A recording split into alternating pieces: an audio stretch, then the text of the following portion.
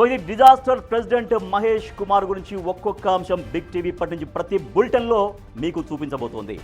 మా executive editor Ashok మనకు లైవ్లో జాయిన్ అవుతున్నారు. అశోక్, ఒక జాతీయ పార్టీ ఇక్కడ తెలంగాణలో అధికారంలో ఉన్న పార్టీ, అటువంటి పార్టీకి అధ్యక్షుడిగా ఉన్నటువంటి మహేష్ కుమార్ ఎందుకింత నెగ్లిజెన్స్గా ఉన్నారు? ఆయన విధానం చూస్తుంటే ఏమనిపిస్తుంది? ఎట్లా మనం అనలైజ్ చేయొచ్చు? ఈ స్టోరీ టెలికాస్ట్ చేస్తున్నప్పుడు చాలామందికి వచ్చే డౌట్ ఏంటంటే, ఎందుకు మహేష్ కుమార్ గురించి వీళ్ళు స్టోరీస్ టెలికాస్ట్ చేస్తున్నారు, ఎందుకు కాంగ్రెస్ పార్టీ అధ్యక్షుడి గురించి వీళ్ళు కథనాలు ప్రసారం చేస్తున్నారు? ఎస్, చేయాల్సిన పరిస్థితి ఉంది. ఎందుకంటే ఒక నేషనల్ పార్టీ కాంగ్రెస్ పార్టీ, ఇక్కడ ఎంతోమంది కార్యకర్తలు నాయకుల కష్టంతో అధికారంలోకి వచ్చిన పార్టీ. 10 ఏళ్ల పాటు బీఆర్ఎస్ అధికారంలో ఉన్నప్పుడు అనేక మంది కాంగ్రెస్ పార్టీ కార్యకర్తలు జైళ్ళకి వెళ్ళారు, కేసుల్లో ఇరుక్కున్నారు, నానా ఇబ్బందులు పడ్డారు. ఎంతోమంది కష్టపడి చివరికి పార్టీని ఇవాళ అధికారంలోకి తీసుకొచ్చారు. సో అలాంటి పార్టీకి నాయకత్వం వహిస్తున్న వ్యక్తి ఎంత బాధ్యతగా వ్యవహరించాలి? అదేమీ కాకుండా 20 నెలల పాటు ఆయన ఛార్జ్ తీసుకుని 20 నెలలు గడుస్తున్నా కూడా ఇంత నిర్లక్ష్యంగా వ్యవహరించిన పీసీసీ చీఫ్ కాంగ్రెస్ హిస్టరీలో మరొకరు లేరని మనం ఇవాళ స్పష్టంగా చెప్పొచ్చు. ఎందుకంటే కాంగ్రెస్ పార్టీ ఎన్నో ఏళ్ల చరిత్ర ఉన్న పార్టీ. ఆ పార్టీకి ఇంతకుముందు ఉమ్మడి ఆంధ్రప్రదేశ్లో కావచ్చు, రాష్ట్రం విడిపోయిన తర్వాత కావచ్చు, పీసీసీ చీఫ్గా అనేక మంది నాయకులు పనిచేశారు. అందరూ కూడా సక్సెస్ఫుల్గా వాళ్ళందరూ పనిచేశారు. తమకు అప్పచెప్పిన బాధ్యతని సక్సెస్ఫుల్గా పూర్తి చేసి పార్టీని అధికారంలోకి తీసుకొచ్చి పార్టీని కాపాడారు. పార్టీని సంస్థాగత నిర్మాణం చేయడంతో పాటు పార్టీ కేడర్ని మొత్తాన్ని కలుపుకు వెళ్ళి మరింత పటిష్ట చేయడంతో పాటు అనేక సార్లు పార్టీని అధికారంలోకి తీసుకొచ్చేందుకు కృషి చేశారు. కానీ ఇక్కడ మహేష్ కుమార్ ఏం చేస్తున్నారు అనేది ఇక్కడ ప్రశ్న. సో ఇప్పుడు మనం కూడా 20 నెలల పాటు చూసాం. 20 నెలల పాటు ఇంకా చేస్తాడు. అదిగో ఇప్పుడే కదా ఛార్జ్ తీసుకుందని మొదటి నెల అనుకున్నాం. కానీ ఇదిగో 2వ నెల కదా, ఇంకా 3వ నెలే కదా, ఇంకా పీసీసీగా బాధ్యతలు చేపట్టి 6 నెలలు కూడా కాలేదు కదా, ఇంకా పార్టీ మీద పూర్తి స్థాయి పట్టు రావాలి కదా, ఇట్లా రకరకాలుగా అనుకున్నారు. పార్టీ కార్యకర్తలు, నేతలు కూడా అదే అనుకున్నారు. పార్టీలోని ముఖ్యమైన నేతలు కూడా ఇదే అనుకున్నారు. ఇంకా అతనికి పూర్తి స్థాయి పట్టు వచ్చిన తర్వాత అతనే పనిచేస్తాడు. కానీ అలా 20 నెలలు గడిచిపోతుంది. తెలంగాణ ఇచ్చిన పార్టీ కాంగ్రెస్ పార్టీ.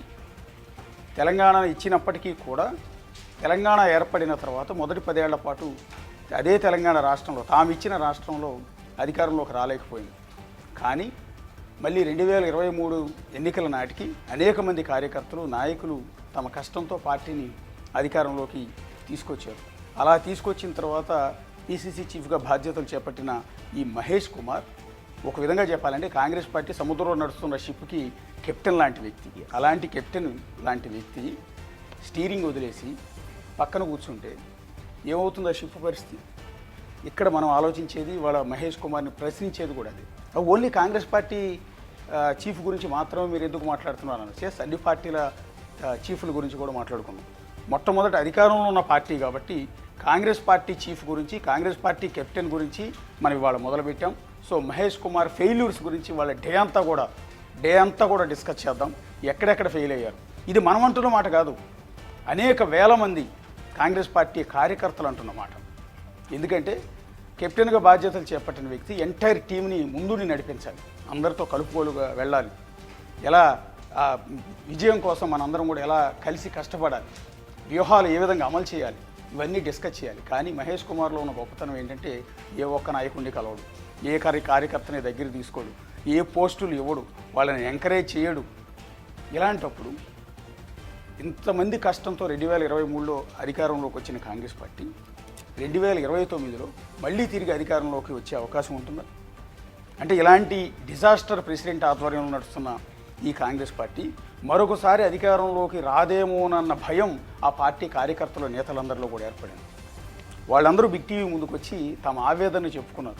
ఇలాంటి నాయకుడు మేము ఎక్కడా చూడలేదు, ఇలాంటి వ్యక్తిగా పార్టీ పగ్గాలు అప్పచెప్పేది, ఇతని చేతిలో పార్టీ నాశనం అయిపోతుంది, మేమందరం నానా ఇబ్బందులు పడుతున్నామని వాళ్ళందరూ చెప్తుంటే వాళ్ళందరి గొంతుకగా ఇవాళ మనం వినిపిస్తున్నాం. అంతే తప్ప మహేష్ కుమార్ మీద స్టోరీ కథను ప్రసారం చేయడంలో మన పర్సనల్ ఇంట్రెస్ట్ ఏమీ లేదు. ఎందుకంటే అధికారంలో ఉన్న కాంగ్రెస్ పార్టీ తరఫున కాంగ్రెస్ పార్టీ జెండా మోసిన లక్షల మంది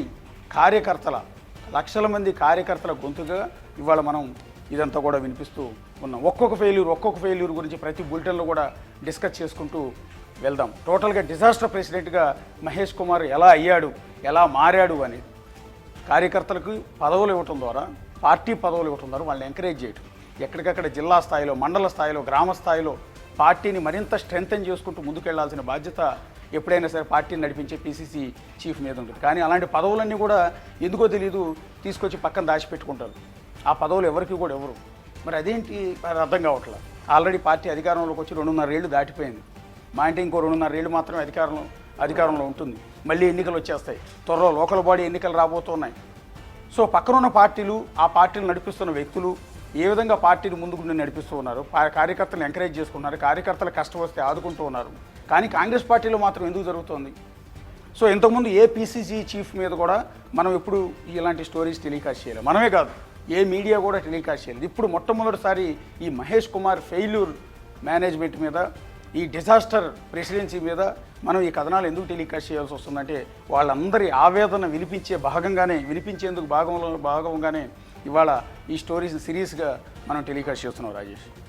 ఎస్ అశోక్, థ్యాంక్ యూ. 20 నెలలు చేసింది మాత్రం నిల్లు. ఇది తెలంగాణ కాంగ్రెస్ కమిటీ అధ్యక్షుడిగా, టీపీసీసీ అధ్యక్షుడిగా ఉన్న మహేష్ కుమార్ ఫెయిల్యూర్ డిజాస్టర్స్ మొత్తం ఇవాళ కాంగ్రెస్ నాయకులు, కార్యకర్తలు డిస్కస్ చేసుకుంటారు.